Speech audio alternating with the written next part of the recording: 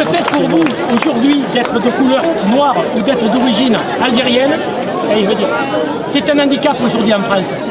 Malheureusement, oui. Parce que beaucoup de personnes ne prennent pas des gens par rapport à leur qualité, à leur quantité. Ils prennent par rapport à certaines couleurs de peau des fois. Parce que moi, des fois aussi, quand je vais postuler, ils ne me prennent pas, malheureusement. Je pense que oui, c'est un handicap. Mais on doit lutter contre cet handicap.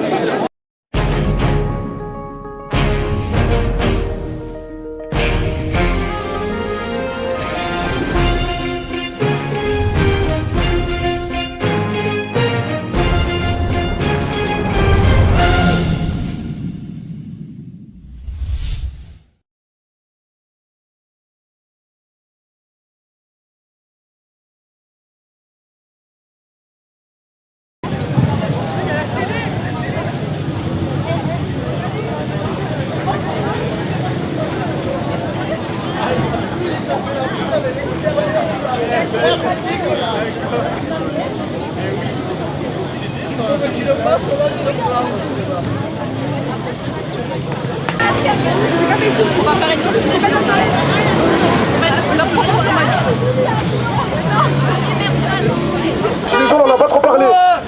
Mais gilets jaunes aussi, ils ont eu des personnes éborgnées, des personnes matraquées, et eux, on a fermé les yeux. Et nous, c'est pareil, mais depuis des décennies. Donc maintenant, on va changer les choses. On va pas lâcher l'affaire. Pas seulement en une semaine, mais on va continuer. Alors, chaque fois que vous verrez des violences policières ou des actes racistes, il faut toujours se défendre et jamais laisser passer. C'est très important. Parce que s'il faut laisser passer, ça veut dire que vous cautionnez.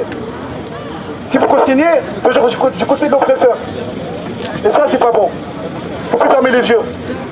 Alors aujourd'hui, ce qu'on va faire, on va marcher comme mercredi. Par contre, on va éviter les slogans.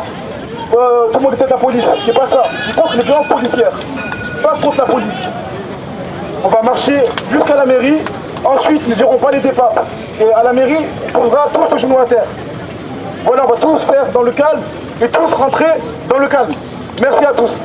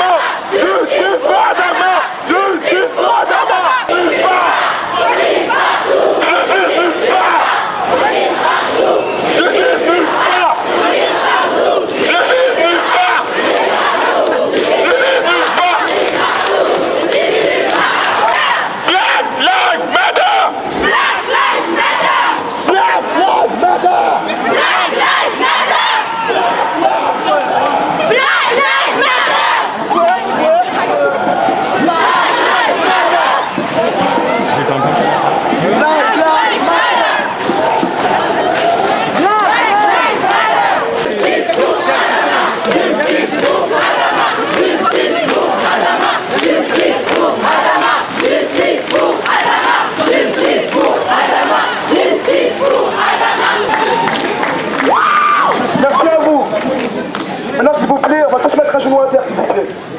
C'est très important. C'est très symbolique. Et le poing levé, s'il vous plaît. Tous ensemble.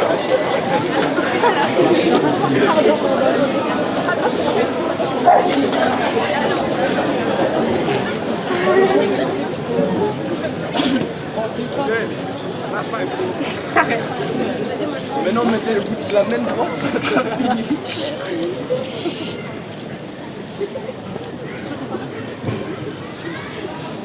Peu importe la couleur, peu importe la religion. Les violences policières, ça suffit. Les actes racistes aussi. Dernièrement, un petit de 14 ans, Gabriel, s'est fait tabasser par la police pour avoir voulu voler un scooter. Est-ce que vous trouvez ça normal? Non. Adama, il devait être arrêté, tout simplement. Pourquoi il est mort? Les policiers n'ont jamais été inculpés. Vous trouvez ça normal? Non. Et tous les jours, il y a des balles policières. L'État renie ces violences policières. Ils sont dans le déni total. Et beaucoup de monde sont dans le déni total. Ils ne veulent pas voir la réalité en face.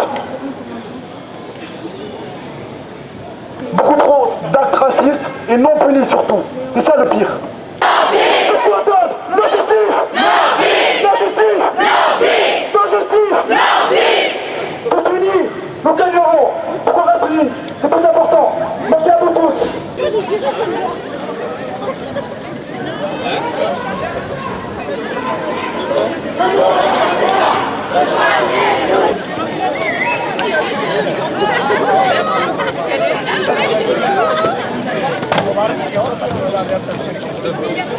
Est-ce que le fait pour vous, aujourd'hui, d'être de couleur noire ou d'être d'origine algérienne, c'est un handicap aujourd'hui en France? Malheureusement, oui. Parce que beaucoup de personnes ne prennent pas des gens par rapport à leur qualité, à leur quantité. Ils prennent par rapport à certaines couleurs de peau des fois. Parce que moi, des fois aussi, quand je vais postuler, ils ne me prennent pas, malheureusement. Je pense que oui, c'est un handicap. Mais on doit lutter contre cet handicap. Est-ce que vous sentez que ça commence à monter de plus en plus? Ben là oui, parce que là on est solidaires, on se bat tous contre cette lutte parce que ça fait 300 ans qu'on subit ça, des siècles qu'on se bat contre ça. C'est maintenant qu'on doit terminer ça, avec nos paroles, avec nos gestes, pas dans le silence, parce que le silence c'est un tueur, le silence c'est raciste.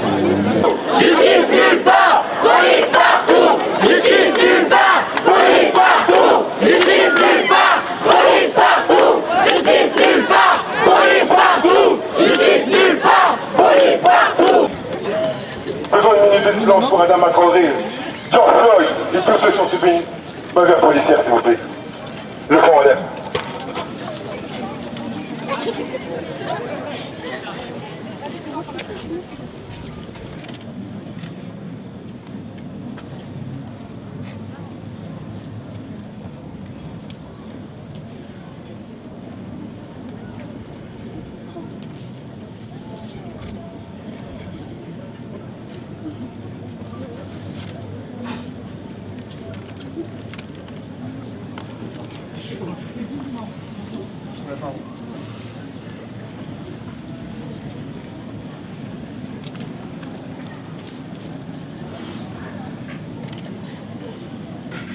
Merci à tous.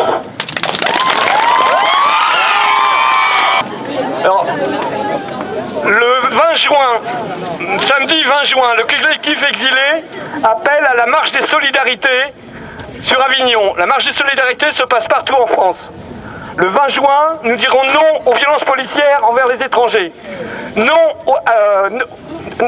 à la fermeture des centres de rétention et non à Zemmour, qui attise un peu plus la haine.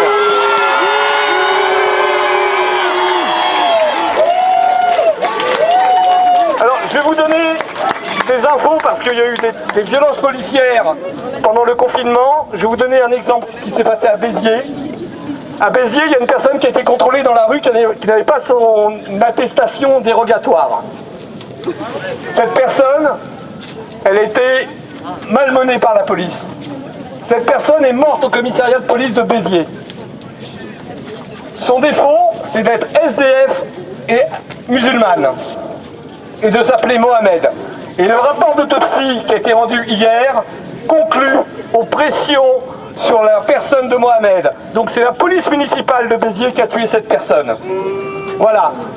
À Compiègne, une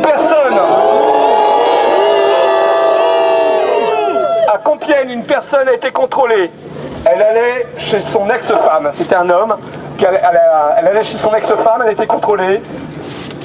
Ça s'est très mal passé aussi. La personne a été menottée à la cheville. Son tort, c'est d'être black.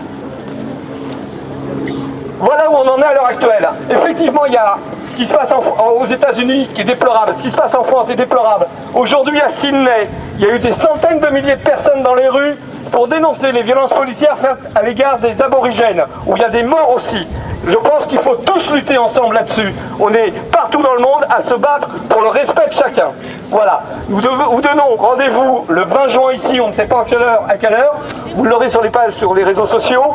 C'est le collectif Exilé 84 qui appelle les jeunes, les moins jeunes, tous les citoyens, les organisations politiques, syndicales, les organisations de défense des travailleurs étrangers, de soutien aux travailleurs étrangers, à participer à cette marche. Voilà. Voilà, ça fait 55 ans que je suis en France. Je suis d'origine algérienne et je suis musulman. J'ai été victime de discrimination raciale et religieuse en maintes fois. Et c'est pas maintenant que ça va s'arrêter. Quand vous voyez que le maire de Montpellier, l'ancien journaliste sans frontières, est devenu un raciste sans frontières.